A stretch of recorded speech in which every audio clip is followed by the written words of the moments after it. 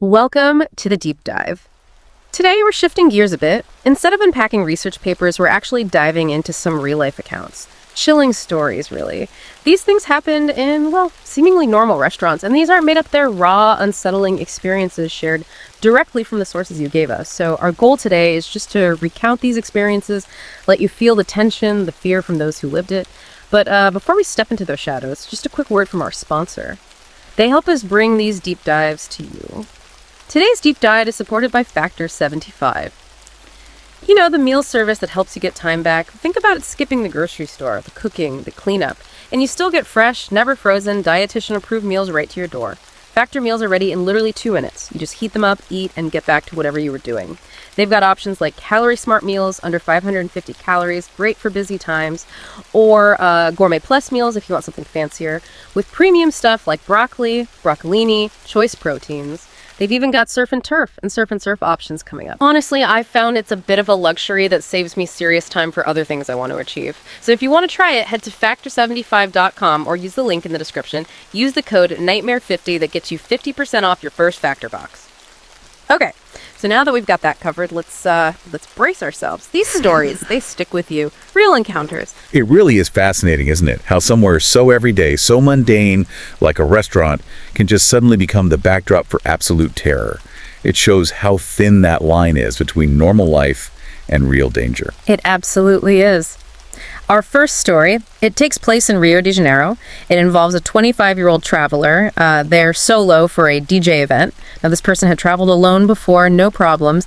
They were staying in this nice modern Airbnb just outside the main city buzz. First day went great, unpacked, dinner, even met some new people, James, Ethan, and Jess at a rooftop place. Sounds pretty good. Yeah, that sounds like a perfect start, really. Total normalcy, enjoying the trip, and that often makes the turn, when things get unsettling, feel even more jarring. Exactly. So day 2, our traveler meets up with these new friends again. Brunch, sightseeing, the usual tourist spots. But that night, the friends had tickets for something else, so our traveler was back to their solo ventures, as they put it. Evening comes, they're walking back towards the Airbnb, looking for somewhere to eat. They spot this small place. Kind of dark, affordable, crucially, had some English on the menu. Their Portuguese was okay, but not fluent. Inside, it's long, narrow, not very busy. A few people way down at the other end.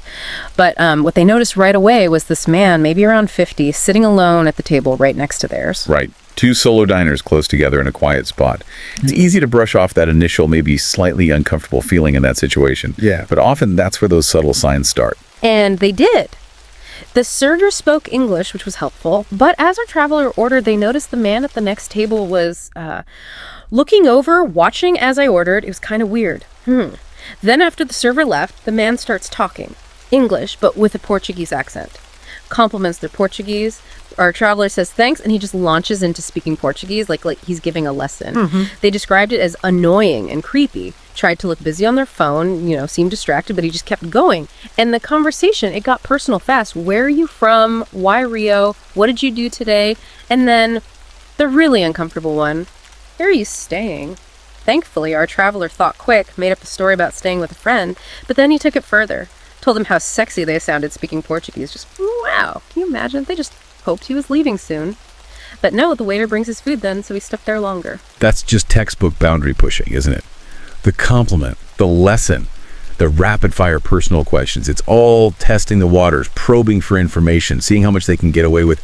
It really reinforces that it's not just about trusting your gut, but recognizing these patterns. These seemingly small things can be part of a setup. Absolutely. So our traveler basically inhaled their food, just wanted out of there, asked for the check. And what was so annoying and strange was that the man who wasn't even done eating immediately asked for his check too. Right away. Traveler pays, gets up, leaves. Just says bye as the man says something back in Portuguese. It's dark out now, streets are quieter. They're walking, maybe a few minutes, get to an intersection, and they see him, the guy from the restaurant. Across the street. He's looking right at them. Then, when they make eye contact, he looks away. Our traveler tries to rationalize it. Maybe he lives this way, maybe it's a coincidence. But as they walk closer to the Airbnb, they keep glancing back, and suddenly, he's gone, not in sight. Then, right as they get to the Airbnb door, they do one last quick scan of the street. And there he is, way down the block, standing on a corner, staring in this direction. Heart just drops. He followed them. Oh, that feeling. being followed. It's profoundly terrifying. It shatters your sense of safety instantly. That moment of confirmation, seeing him standing there, knowing your fear was real, it must have been absolutely chilling. For sure. They scrambled inside, locked the door, shut all the blinds. Total panic, thinking, he knows where I am now. They called their dad, who gave the usual advice, be alert, lock everything, maybe keep a knife handy. It was Saturday night, flight wasn't till late Sunday. So eventually, trying to salvage the night, they got an Uber downtown to a bar, stayed a couple hours, got another Uber back, got back to the Airbnb, kind of drunk. They sit on the couch for a minute, just trying to relax, and then they hear it, a sound from outside. And they see the blinds on a kitchen window blowing. The window's open, but all the windows had been shut tight because the AC was on. Immediate realization. Danger. They knew to get up and leave the house quickly, ran outside, called the emergency number, managed to say home break-in in Portuguese. That is remarkable presence of mind, especially after drinking. Recognizing that one wrong detail, the open window, and acting immediately to get out instead of investigating, that was crucial. That likely saved them. No doubt. Police arrived really fast. Within minutes, our traveler came out from behind a bush where they were hiding. One officer spoke some English, thankfully. They explained about the window, about being followed earlier. The police go into the house yelling. And then, the most shocking moment of my life, they said. They see the police escorting the man from the restaurant out of the house, in handcuffs. Just this wave of disbelief, relief, but also just sheer horror, thinking, what if I hadn't called? What if I'd gone into the bedroom? He was probably in there. He got taken away and never saw him again. The traveler later thought about how stupid he was not to close the window, and also wished they'd listened to their dad about locking all the windows, though they admitted never imagined he would actually climb through one. They left Brazil the very next day. Haven't been back. Wow. That story just perfectly illustrates the escalation, doesn't it? From uncomfortable conversation to following to actual home invasion. It shows how quickly someone with bad intentions can move and why those initial feelings, that unease, have to be taken seriously. Okay, our next story involves a 19-year-old. Took a second job waitressing at a diner over the holidays for extra cash. This diner, it was open late 3 a.m. weeknights, 24 hours weekends. She worked overnights twice a week, and after 10 p.m. on weekdays, she was usually the only server on because it got quiet. So one night, around 1 a.m., this guy comes in alone. Larger man, she described him. Trevor. Right away, he starts flirting. In that way, she said, was common for older, unattractive men. She's working for tips, so she manages a smile. He orders a burger, a milkshake. Then, while she's on her phone, he's the only customer left. He just kept staring at me from across the diner. Calls her by name to get the check. He leaves. She finds a $5 tip, but also his phone number and a little winking face written on the bill. She just crumpled it up, threw it away immediately. Yeah, that initial interaction, while unfortunately common in service jobs, it already signals a lack of respect for boundaries. The staring, leaving the number unsolicited is low level, sure, but it plants a flag. It sets a precedent for him. Exactly. So a few nights later, he comes back, again, super late, diner's empty, greets her with this weird, "How is my favorite server doing tonight?" Which she thought was odd, having served him just that one time. He starts chatting her up. She's tired, but figures, okay, maybe if I'm friendly, I'll get a better tip this time. Big mistake. He mistook my friendliness as interest, invites her out on his boat, which she described as this tiny little thing that could barely fit two people. She tries to deflect, says, "Oh, my dad has a boat too." Later regretted not saying boyfriend. Then he asks for her number. She tells him she's not allowed to give customers her number, says she could get fired. He seemed to buy it. He leaves. And again, on the bill, another note with his number. "I bet you were just shy last time. Don't be shy this time. You can text me. It'll be our little secret." Another winking face. And again, just a $5 tip. See, that's quite revealing. He goes from staring to inviting to now completely dismissing her refusal. He's labeling it as shyness. He's constructing his own narrative where she's secretly interested. It shows a dangerous level of persistence and this entitled interpretation of her actions. He's actively trying to undermine the boundaries she set. He really hoped that was the end of it. But no, he shows up again the next week, around 2 a.m. Again, right when the diner empties out, almost like he was just waiting outside. This time, though, his whole vibe is different. Serious. No smile. First thing he says is, "You don't call her, right?" She stood her ground, just repeated firmly, "I really can't text customers." He just left then, didn't say anything else. She was actually relieved, thought maybe he finally got the message, but nope. The next day, she's at her other job. A coworker texts her asking about the man who had been asking for her name. Turns out, Trevor had gone there, described her in this unsettling way, and the coworker gave him her full name. She was, as she put it, honestly really upset, and this made me uncomfortable. Later that same day, she gets a text. It's Trevor. Hey, it's Trevor, your favorite customer. I know you said you can't give your number out, so I took it upon myself to get it myself. Now you didn't break any rules, haha." She was just speechless. Blocked his number immediately, praying that was it. Wow. Okay, now it's undeniably stalking. He's actively sought out her personal information. Yes. And that text, using her own rule against her, the haha. It's chilling. It shows his perverse satisfaction in violating her boundaries and being intrusive and manipulative. The lengths he went to. Disturbing. It gets so much worse. Later that week, she finishes work, goes out to her car. There's an envelope tucked under the windshield wiper. Inside, pictures. A bunch of pictures of me in the diner taken from the parking lot. Okay, creepy enough. But then the pictures got more disturbing, though, when they started being of my apartment and of me standing on my front deck or unlocking the front door. And the worst one, a picture taken through the front window at night. She drove straight to the police precinct with the photos to report this.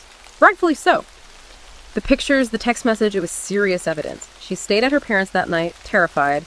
The next day, a detective called Trevor, told him straight up, "Any more contact, it's harassment, you'll be arrested." Just to be safe, she quit the diner job. Her lease was up the next month anyway, so she moved. Made sure he wouldn't find her new place. She calls him the first and only true stalker I've ever dealt with in my life. What a terrifying ordeal. It really shows that escalation from what might seem like annoying but harmless flirting to a full-on invasion of privacy that poses a direct threat. The calculation of all getting her name, finding her home, taking those pictures, it's deeply unsettling. It absolutely underscores why reporting this stuff early is so vital. It rarely just stops on its own. Our last story tonight. This person was looking for part-time work over the holidays, landed a trial shift at a restaurant nearby. They had waitering experience, owner offered them the job, but the place itself had a really creepy atmosphere. Small, dim lighting, and this terrible smell that would sometimes just waft through.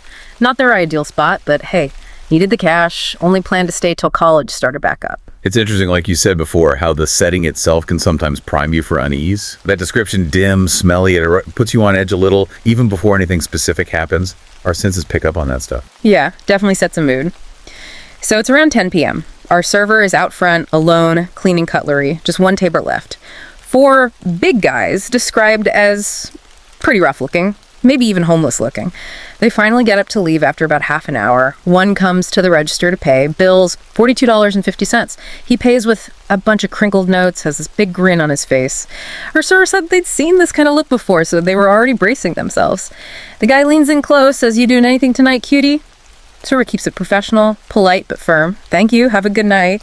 Trying to send a clear, not interested signal. He just laughs, mutters something, and leaves. That classic scenario again. The unwanted attention, the leer, ignoring the polite brush off. It's that initial boundary test. Sometimes it ends there, but as we've seen, sometimes it's just the start. Right.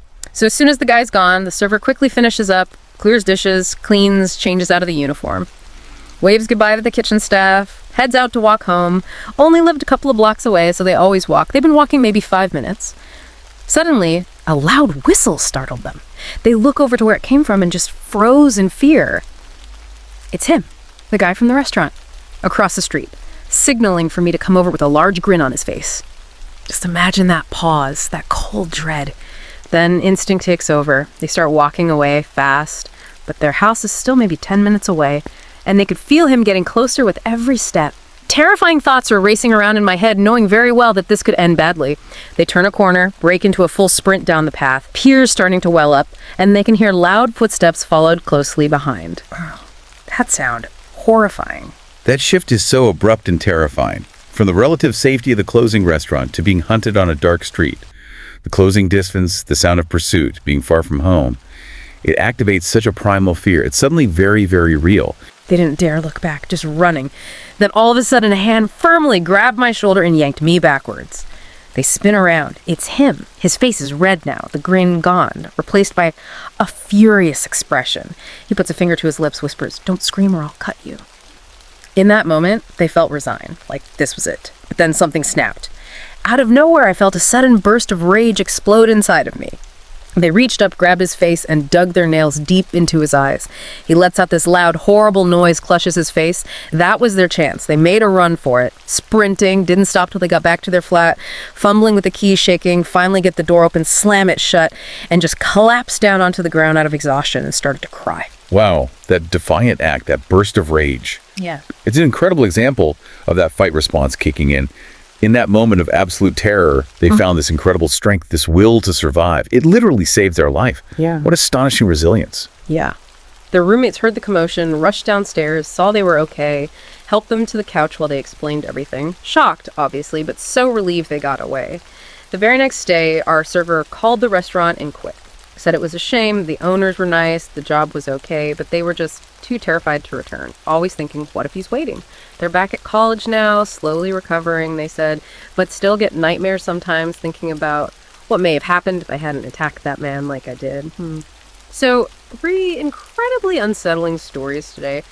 Each one just drives home how quickly ordinary places can become dangerous. That line between a casual, maybe awkward encounter and real, genuine terror, it's frighteningly thin. These people faced immense fear, and somehow in those awful moments, they found the strength, the clarity, the resilience to get through it.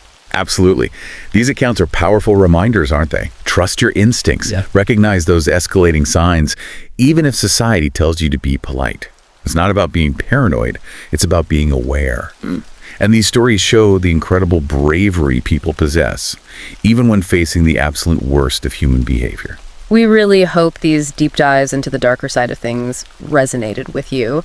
It's chilling to think about, right? How a normal evening out can just turn like that. If you found these stories compelling, please do support the channel. Like this deep dive, maybe share it with friends who are into this stuff. And definitely subscribe to Horror Docs if you haven't already. We'll be back soon with more chilling true stories. Stay safe out there.